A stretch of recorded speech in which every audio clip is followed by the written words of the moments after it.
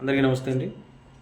ఆంధ్రప్రదేశ్లో గత ప్రభుత్వంలో లిక్కర్ మాఫియా జరిగిందని ధనంజయ రెడ్డి గారిని, అలాగే కృష్ణమోహన్ రెడ్డి గారిని, వీళ్ళిద్దరిని కూడా అరెస్ట్ చేయడం జరిగింది.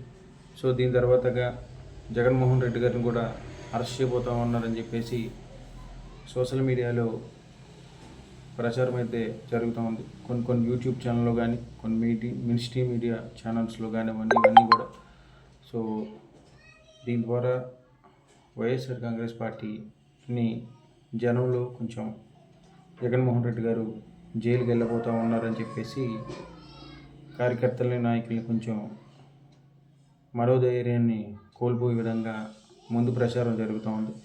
జగన్మోహన్ రెడ్డి గారి అరెస్ట్ విషయం అది తర్వాత విషయం.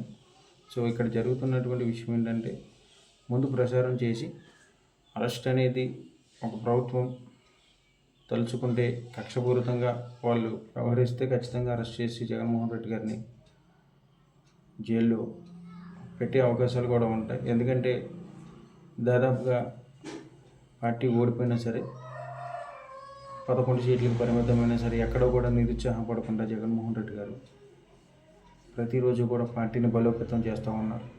రేపు ఎన్నికల్లో ఈ పార్టీని ఎలాగైనా సరే దెబ్బ కొట్టాలంటే జగన్మోహన్ రెడ్డి గారిని ప్రజల్లో తిరగనివ్వకూడదు అనేసి దీన్ని ఒక ప్రీ ప్లాన్గా కూడా చేసే అవకాశాలు ఉంటాయి.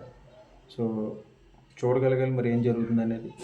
అలాగే ఈ సంవత్సర కాలంలో ఈ ప్రభుత్వం చేసింది ఏమన్నా ఉందంటే అది వైఎస్ఆర్ కాంగ్రెస్ పార్టీ కార్యకర్తల మీద, నాయకుల మీద కేసులు పెట్టడం మాత్రమే జరిగింది. ఇచ్చినటువంటి పథకాలు ఏవి కూడా అమలు చేయకుండా కాలక్షేపం మాత్రమే చేస్తూ ఉంది ప్రభుత్వం. అది ప్రజలందరికీ బాగా తెలుసు.